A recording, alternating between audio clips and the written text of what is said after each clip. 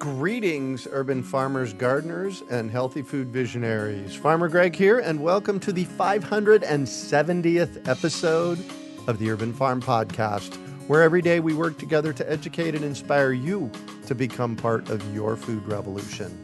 Stay tuned for the most amazing deal on bulk seeds and seed-saving education you have ever seen. Normally around this time of year, our team puts on an event called the Great American Seed Up, where we pack hundreds of people into a room over a few days to scoop amazing open-pollinated and heirloom seeds for their gardens. We came up with the Scoop Your Own model because the majority of the cost of seeds is actually in the packaging and distribution. So by eliminating these costs, people can buy the seeds in bulk at bulk prices. Well, as you can imagine, packing hundreds of people in a room is not feasible these days, so we had to get creative. And we came up with Seed Up in a Box. And what's amazing about it is that now you can get these bulk seeds wherever you are in the world. We've chosen seeds that are popular, non-GMO, open-pollinated, and easy to grow. They're bundled 10 jumbo packs per variety so that you can share them with your community, family, church, or school. Your job is to split them into individual packages. Our job is to make them as inexpensive as possible, and right now they're averaging about 60 cents per individual jumbo portion. With all the uncertainty in the world, a lot of people are thinking about how we can make our future more food secure. Seed Up in a Box is a great way to do this because each bundle has enough seeds and education so that you may never have to purchase seeds again. This is an amazing deal, and I'm so excited for the opportunity to take the Great American Seed Up all around the world via our Seed Up in a Box. Learn more about Seed Up in a Box and get your own bundle by going to greatamericanseedup.org. That's greatamericanseedup.org. Today on our podcast, we have someone who composts food anaerobically. We're talking with Matt Arthur about Bokashi Composting. Matt is a second-generation regenerative farmer growing specialty cut flowers, expanding an apiary, and collecting residential food waste in Missouri. His focus is on soil health, native plants, and integrated pest management. He applies lessons learned from working in a major agribusiness to his small-scale intensive farming practices. His family-owned row crop farm since 1974 grows corn, soy, and wheat using no-till and cover crops for dryland agriculture. Matt also sells Bokashi kits and organic MO-kashi bran for indoor anaerobic composting, as well as composting worms and worm towers. Welcome to the show today, Matt. Are you ready to rock Bokashi? Absolutely. Excellent. So I shared a bit about you. Can you fill in the blanks for us and share more about the path you took to get where you're at today? I'd love to. I grew up on a row crop farm in central Missouri, and my wife and I had always planned to move back and get into agriculture ourselves. And 3 years ago, we started turning a hay pasture into a small cut flower field, so growing in permanent raised beds in what used to be a pasture. Now we have small hoop house. We have our permanent bed set up, and we've begun supplementing our soil with Bokashi that we make from residential food waste in the St. Louis and central Missouri area. Wow. So let's dive into that because we've not really had anybody talking about Bokashi composting. What is Bokashi? Bokashi is an anaerobic system that came out of East Asia and has spread worldwide. It's a totally different process from aerobic composting, which is dominant here in the U.S. Bokashi is actually a fermentation process where you take food waste or agricultural waste, inoculate it with a bran, typically rice or wheat or another surplus, that you add effective microbes into, a mixture of lactobacillus and yeast, other microbes. When you seal it in the container, it pickles the food, produces some acidic liquid that you drain off, and after 2 to 3 weeks, you have a pickled food waste that you can dig into your soil or add to an existing hot pile or use in container gardening. Pickled food waste. Yeah, it's pretty amazing. It still looks like the food you put in, but as if you had actually pickled it intentionally. So the Bokashi process, the first thing that happens, the lactobacillus take over in that airless anaerobic container. Uh-huh. and they drop the pH to the high threes, so it becomes very acidic. And in that pH drop, it knocks out most of the competing microbes. So it takes care of anything that might be on the food surface that might be pathogenic. It also takes care of competitors that produce the putrid smell and the bad odors. After the pH drops, the lactobacillus is done, and the other things that you add to that inoculant do their business and break down the cell walls and produce an output that's stable. It smells a bit like strong rye bread or stale beer. And once you put that into your soil, just a few inches below the surface, the existing soil microbes can just tear through it because it's already been pre-digested for them. And it turns into organic matter in 2 to 3 additional weeks. Wow. So I would guess also Bokashi might be good added to worm bins. We feed a lot of Bokashi to our worm bins. So at our farm, in addition to the flower field and the apiary, we have probably 100 pounds of composting worms right now, and we're continuing to expand.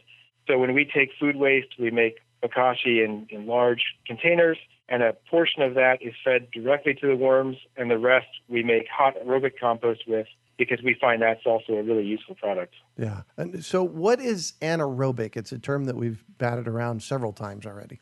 So anaerobic means without oxygen, in contrast to traditional composting that you see where it's aerobic. In an aerobic pile, you add food waste mixed with a carbon source so that the ratio is appropriate for microbes to eat the food. And then you keep turning it repeatedly. It can be as often as every 3 to 4 days or as little as once a season, depending on the system. And that the turning incorporates air and provides oxygen to the microbes that are actually doing the work of digesting that food waste and carbon. In an anaerobic system, there is no air. And in fact, you seal the container tightly so that a completely separate class of organisms do the digestion of the food. And it's really fascinating because in an anaerobic Bokashi system, there's no breakdown of the carbon chains. And so there's no production of methane. There's no production of other gases that are resulting from the huge mass of microbes in a hot pile. It's actually technically a fermentation. And so you get an output that on average appears to have higher levels of phosphorus, higher levels of some other available nutrients, and is incorporated into the soil as an amendment below the soil surface, whereas aerobic compost is typically applied to the soil surface. Interesting. And what does a Bokashi composter look like? They come in a variety of shapes, but essentially imagine a 5-gallon bucket or a similar size with a tight lid that can seal on, and then a spigot towards the bottom and a food grate slightly above the spigot. So you pack food waste and bran, the inoculated bran, into this paint bucket or other modified container. Use the spigot to drain off the leachate that results as the microbes do their digestion and produce a fairly dry, stable Bokashi output. Interesting. And then you just take it and bury it in the yard. Yeah, and it's actually fantastic for small yards.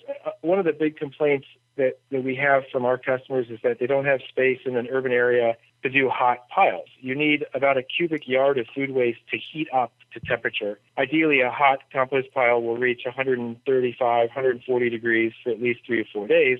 That's what renders seeds non-viable and also takes care of the pathogens that might be on your food, on your spinach or your chicken or whatever. But you do need a fairly sizable bin, and to turn it, you need at least one other bin to turn it into. So if you think about St. Louis, where I lived when I started this project, typically it's brownstones or small houses with, minimal distance between. There's not a lot of great locations for a 9-foot by 3-foot area to set aside for composting. And there's also, of course, urban animals, fox, raccoons, coyote. Bokashi composting, because it takes place in a sealed container, is done inside, typically under the kitchen sink or on the porch, and is very scalable. So you have one bucket. If you have a lot of food waste, you have 2 or 3 or even 4, but they're very modular. So you just add additional Bokashi buckets and stack them as you need more space. The output, even very small raised beds, can incorporate a large amount of Bokashi. It breaks down so fast in the soil that,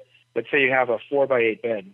Well, you take 1 square foot, bury the half-month's Bokashi, cover it. The second half of the month is another square foot, cover it. By the time your next bin is ready, the first square foot's already done. So most people just do a checkerboard across a 4-foot or 6-foot or 8-foot square area. Mm-hmm. And over the course of the season can add huge amounts of organic material and the minerals that come with it to their even raised planter beds. Wow, that makes it super simple. It really is. And what do you like so much about Bokashi? I like that it doesn't produce the off-gassing that hot piles do. Mm-hmm. Hot piles consume about half of the mass of the food waste during the aerobic composting process, which means that those microbes in the pile that are doing the work are actually just eating for themselves. And so you do cut the amount of potential organic matter you can capture by about half in a hot pile. And I love seeing Bokashi, where you basically lose water and a very small percentage of the food waste. You keep all of that in your home garden soil. I like that a lot. Mm-hmm. I also like that it doesn't produce offensive odors. We see a lot of people have hot piles that are mismanaged or go awry, and they can putrefy. I mean, really produce pretty bad smells from even a pretty small pile, and the leachate that comes with that. And Bokashi eliminates all of that because it's a sealed container, and you control the draining of the liquid. So all you smell is a little bit of that yeasty, dry smell when you take the lid off to add more food waste. And when it's done, it's a totally innocuous, almost odorless output that you then just bury in a pretty shallow area. So I really like that it avoids some of the problems that turn people off of composting, Mm-hmm. while also keeping all of those nutrients and organic matter highly available for your plants. Yeah, I actually give a class called non-composting because people come to me and they say, Greg, I want to compost. And I say to them, well, what do you have to compost? And they say kitchen scraps. It's like, well, worm bins are good. And now I can suggest Bokashi. But if you're going to do a traditional thermophilic hot composting bin, you're right. You need a 3x3x3 cube at least to get it heated up. And that is a lot of material. And you also need a source of carbon throughout the year. And most people don't have that. And even people who understand the ratio and how to mix greens and browns, when it comes to this time of the year, everything's green. There are no leaves falling that you can save and keep for your pile. There are no tree trimmers who are looking to dispose of yards and yards of shredded wood. So you have these dearth periods where you're scrambling to keep your pile healthy before fall comes. You have another great source of carbon. Bokashi, it avoids all of that. You only need 1 pound or 2 pounds of bran per month, most people. Larger waste streams, obviously, maybe 3 or 4 pounds a month, but it's a very manageable amount of input compared to the volume of food scraps and the volume of carbon you need to keep the thermophilic pile in good shape. Wow. So I want to talk about a couple things before we go on to the rest of your farm, and that is the scale at which you do Bokashi. You're actually collecting food waste from people. Tell me about that. Right. So 3 years ago, when we began turning our hayfield into a cut flower farm, we had a really hard time finding high-quality inputs for our soil. We're totally committed to soil health, and we are a firm no-till flower field, which means we don't rototill the beds to prepare them. Once we make the bed, we never till it again. And we get the soil health through a diverse mix of cover crops and some inputs either to remineralize the soil or to add essentially healthy microbes to get the soil biology in shape. We were really disappointed with the quality available on the commercial market, particularly when we started looking at bringing in yards and yards of compost. I think commercial composters do a good job with the inputs they have, but most of that compost is done in windrows that are the length of a football field, turned mechanically, and include anything that could possibly be thrown into a bin, ranging from diseased plants to pallets. And we thought, well, what if we made our own compost? And we started planning that, and it seemed reasonable given our scale. And we thought perhaps we'd find people in the area who'd like us to provide the service of collecting their food waste to keep it from the landfill, that we could then make compost the way we thought we should, with the amendments added in at the beginning that we thought we'd like to have in. We could control the pH and the moisture. And so we started a very small residential composting business 2.5 years ago, and we now collect about 1,000 pounds of food waste a week, and we make Bokashi from every pound of that and use it for our composting worms, or we do make hot aerobic compost from the Bokashi that we use for soil mixes and some potting soil. 1,000 pounds a week? Yeah, 1,000 pounds a week. Wow. And are you delivering some of that back to the people you're getting the food waste from? Yeah, we do. We do. Every season, at least twice a year, we take the hot piles that have cured, they're totally undifferentiated organic matter, and we sift them to a half inch. And everything below a half inch goes back to our customers, and everything larger than a half inch we keep as a microbe-enriched mulch that we top dress our beds with in the fall. Wow. Boy, you've got this thing figured out, don't you? It's really fun. It is really fun. And how many customers do you have that you're collecting 1,000 pounds of food waste a week from? Right now, 130 some. People are averaging about 7.5 pounds a week, maybe a little bit higher with the COVID pandemic, keeping people home cooking more. Mm-hmm. We have a lot of biweekly customers, and so it's not 130 a week. It's 130 customers weekly or biweekly. Yeah, and Bokashi is great for our system. We used to do only aerobic composting when we started because that's what I was most familiar with. It's what I'd done for my life, what my parents had done, and so it just seemed natural to do larger and larger hot piles. Managing hot piles with pitchforks is a challenge because of the mass, the weight involved. Oh, yeah. But also maintaining moisture appropriately. You have to keep them at the right moisture level, and Missouri is 90s. In the summer, we often get weeks of drought. So mixing and remixing and wetting and re-wetting made it clear that we should think about other options. I'd had a Bokashi bin in our house 5 years at that point. I just never thought about scaling it. And about a year ago, we made the decision to switch over to all Bokashi for the residential composting, and then either divert it to worms or hot piles after the initial Bokashi composting, which deals with, again, all of the pathogenic issues. This Bokashi pre-composting fits really well with us. We also do use some of the Bokashi directly in the soil. When we do create new raised beds, which has slowed, but when we do, we can then bury in several 100 pounds of Bokashi directly at the time we create the beds, and then inoculate with worm castings for that biology, so that from the jump, the first things we put in have organic matter, have nutrients, have the microbes available to feed the roots, and it's really made a huge difference to our farming operation. Cool. And you charge for this service? We do charge for it. Yeah, we do. The charge covers, of course, the cost of the bucket and the miles we put on vehicles, and then the inputs we have. We do have, some water and some wood chips, things like that. We try to keep the price appropriate. It's $24 a month for people who do weekly pickup. Nice. Well, congratulations on your success there. It's been really fun, and it's been incredible to be able to scale up the worm bin because, in our view, worm castings are just an unparalleled source of fertility due to just the dominance of the microbes they have. Worms evolved to host basically only beneficial microbes in their guts, and applying worm castings regularly has just transformed the health of the soil. Oh, I'll bet. I bet your flowers just flourish. Oh, I love it.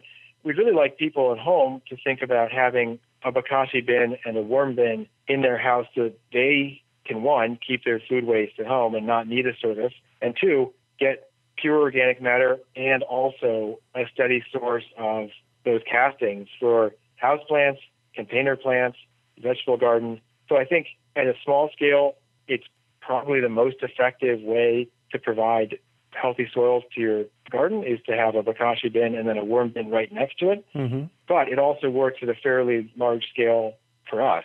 So I think it's a really flexible system. I'd love people to look into. Nice.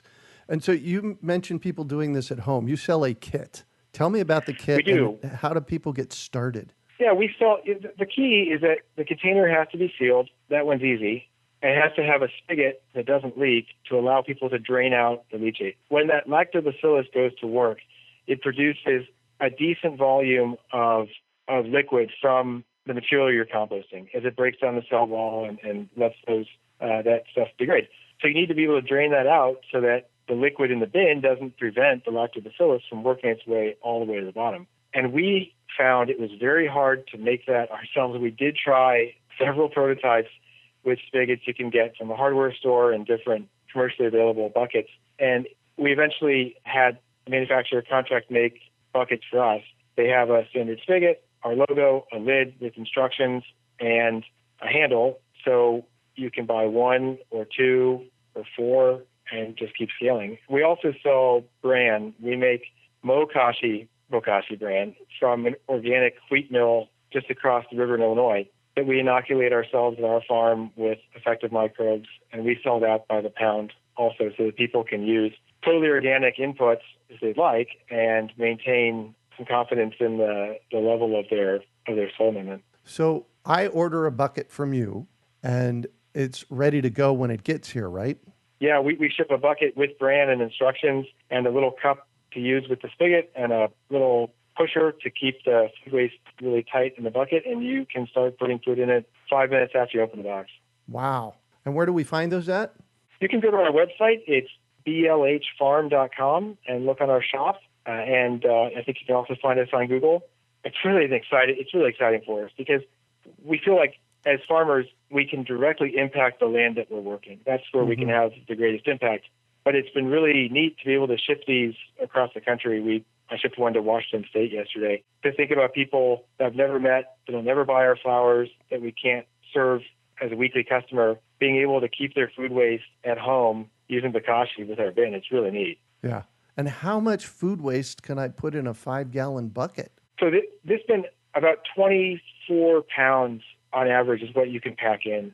It's hard to give a weekly estimate because people's diets are so different. But I would say typical family, you would think 2 buckets would cover you for the month. You fill one, and in the 2 weeks that it's working, you fill the second one, you empty the first, use it again, and it's a good cycle. Maybe a person living alone would need 1 bucket for the month, and then the second bucket could fill the second month. But it holds about 24 pounds of food waste.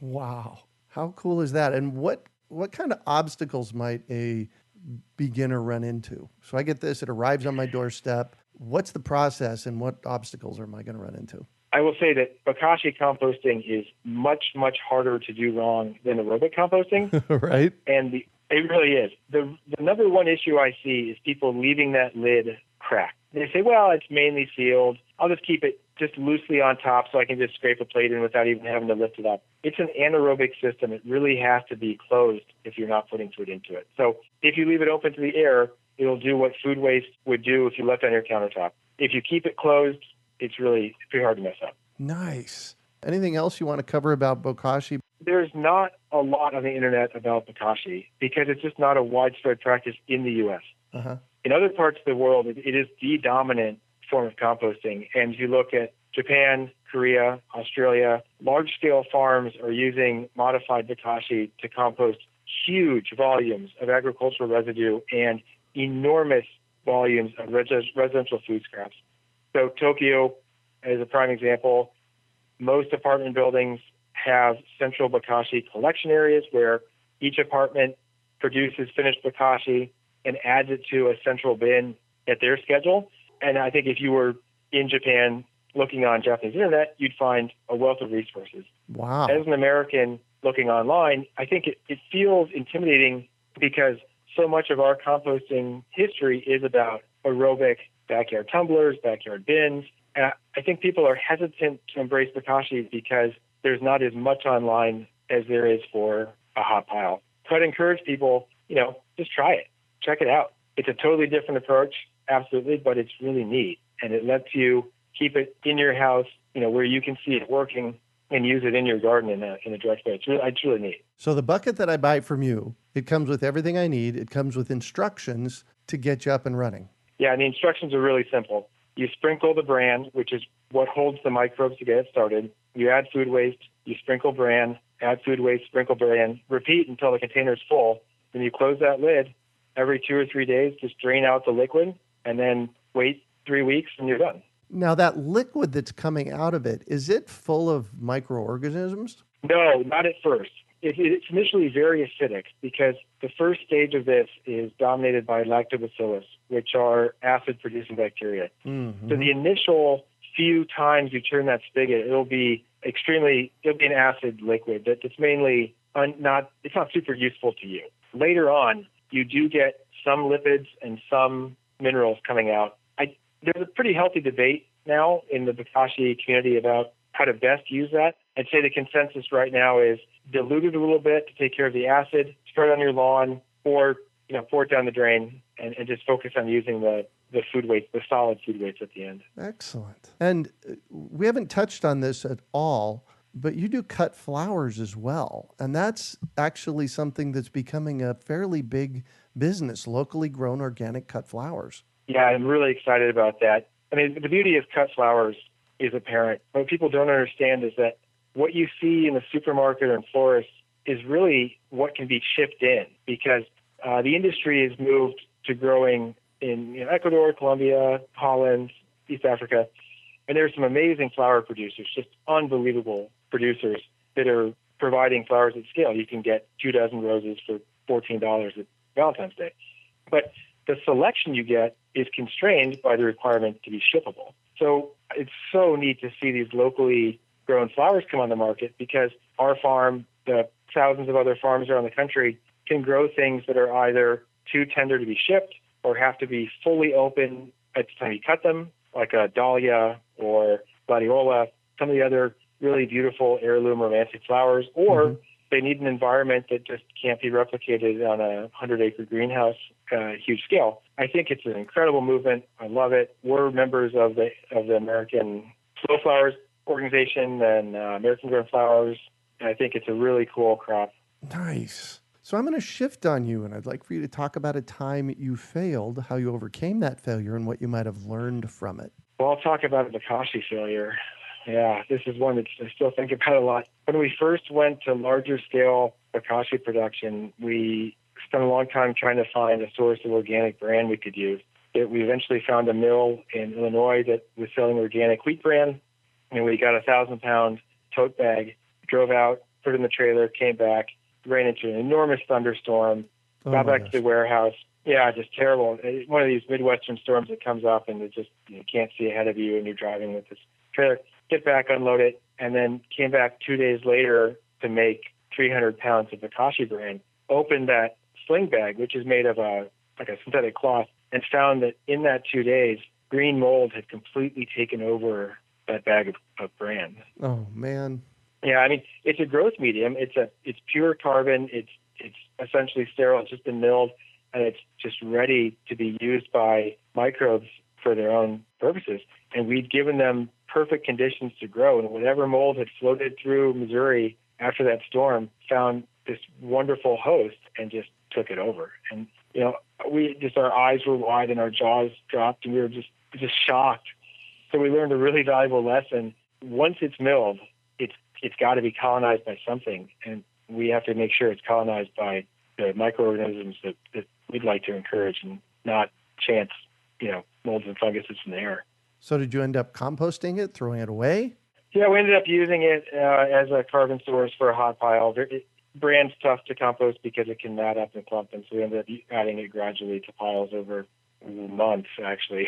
but we learned a lot about it, and I think we've gotten our system down now, and now we're producing MO-kashi bran that we're really happy with.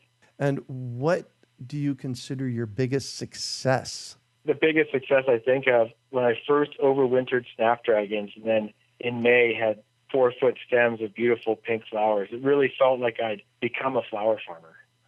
Nice. So you've been flower farming now for a while. Tell me a little bit more about how you do that. This is our third year. So we started in the fall and planted 150 peony. They take 3 years to mature. So we wanted to get our perennials in early. So peony and ilex, some other perennials. We began putting the initial beds into a cover crop mix to repair that soil and provide a healthy environment for flowers. Flowers really don't hide poor soil conditions. You really need very healthy soil that's full of nutrients to produce beautiful blooms. So our first focus was getting this pasture into the type of soil that we'd like to work. So 3 years ago, we began that process. Then we started trialing varieties. It's so hard to know what'll work in your particular microclimate. We farm on top of a hill, a lot of wind, some extreme weather, and we wanted to take the time to do small-scale varietal trials so we could really get a solid game plan before we started selling bouquets at any scale. So we've gone through 70 or 80 different varieties and been really surprised at what's worked and what hasn't. And settled in now, we're focusing on growing mixed bouquets for a CSA that we have. Mm-hmm. We deliver bouquets to the door. And we also grow a variety of herbs, some culinary, some medicinal, that we either use in bouquets or sell to herbalists in St. Louis for their use. Wow, nice. Congratulations. There's something so exciting about seeing the plants we've put in the ground mature and see how the insect life in the garden changes. We're totally committed to not using chemicals, and so we just accept that there will be insect damage on some crops, and we accept that we'll have some fungus issues and we'll lose those crops, but we just don't believe in chemical inputs. Yeah. So we also believe that healthy soil, healthy plants, and having perennials and allowing flowers to go past bloom to seed as an insect habitat will produce a beneficial population that will keep the damaging insects in check. And it's been the third summer now watching this, and we're really seeing these changes. It's been so neat to see. An example, yesterday I was checking, we're growing some heirloom corn as a trial, and every leaf had at least 2 lady beetles. It was so cool to see. Oh, nice. And lady beetles get half of their nutrition from pollen, and these heirloom corns produce just enormous masses of pollen. So there are just beetles mating on the pollen, on the leaves, and it's just astounding to see in how relatively short a period of time you can completely change the insect dynamics in your garden scale. We're at an acre, but it's the same thing in a quarter acre lot or a tenth of an acre or a 20th of an acre or a patio. The beneficial insects are incredibly resilient if they have habitat, and it's been so neat to see them start to move in and kind of push out aphids or white beetles or other things that I think traditionally, not by us, but traditionally would have been treated with an insecticide spray or other chemical. Yeah. Well, you said it a couple of times, the healthier the soil, the healthier the environment, the healthier the plants are going to be, and they're going to be more resilient. Yeah, that's in our experience, that's absolutely true. Nice. And what drives you? Really, really love seeing the soil come back to life. I love seeing that micro environment we've created evolve. It's so wonderful to be up there working at dawn or dusk and see dragonflies over the garden, see beneficials, see native bees, and see how directly our physical work and our goals for the land can manifest in healthier soil, healthy insects. It's been so rewarding to watch. How sweet is that? If you could recommend one book for our listeners, what would it be and why? I'd recommend a book on flowers by Lisa Ziegler. It's named Cool Flowers. It's about how to plant hardy annuals in the fall for spring and summer harvest, and it completely revolutionized how I looked at flower farming. I had traditionally thought, you want to grow flowers, everything's a springtime activity. You plant a lot in the spring, you harvest in the summer, and you repeat. And Lisa opened my eyes to the world of fall planting. Many of our most beautiful flowers do best if planted in September, October, depending on your climate, then overwintering either under a cover or under a thick mulch before really zooming up to life in the spring for harvest. And that's been just transformative about how we plant our flower garden. Nice. That must be really gratifying for you. It absolutely is. Yeah. What one final piece of advice do you have for our listeners? I'd encourage everyone to find a way to keep their food waste in their garden. I think even in a very small urban scale, people would be amazed at how much they can keep in their yard, in their garden bed, at home, and how radically that transforms their gardening. I really encourage everybody to just try out these food diversion techniques, even at a small scale. Get a worm bin, get a Bokashi bin, get a compost tumbler, whatever it is that feels right for them, and just try keeping some of that in the garden and see how that enlivens their gardening. Wow. Well, thank you so much for joining us on the show today, Matt. Super fun, Greg. Thanks for talking to me. You bet. So tell us how our listeners can get a hold of you and get a Bokashi bin. Well, our website is blhfarm.com. We're also on Instagram and Facebook under BLH Farm. We absolutely love getting messages from people, and we answer a lot of questions about home composting from people who have never been and probably never will be our customers. We just love giving advice from our experience on how they might improve their composting methods. So send us a message on Facebook or Instagram or email us through the website, and we'll get back to you. We love having people do this themselves and hearing and seeing what they're doing in their gardens. Excellent. And the URL again is? It's www.blhfarm.com, and that has our blog where we show what we're doing on the farm. It has our shop where they can buy bins and worms and worm bins, and it has links to our social media there as well. Awesome. You can also find show notes from today's podcast at urbanfarm.org/BLHfarm. We hope you enjoyed today's episode of the Urban Farm Podcast. Remember to listen for tips, advice, and resources to help you on your journey with urban farming. You can find us on the web at urbanfarm.org or send us an email to podcast@urbanfarm.org. In the words of Vincent van Gogh, great things are done by a series of small things brought together. Be encouraged that with each lesson learned and skill developed, you are one step closer in the direction of your dreams.